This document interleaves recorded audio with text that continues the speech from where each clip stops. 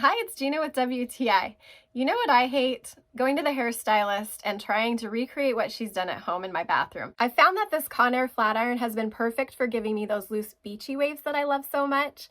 And I also like that it has longer paddles because as my hair has gotten longer, I've needed something that can cover more of area without having to redo it a bunch of times.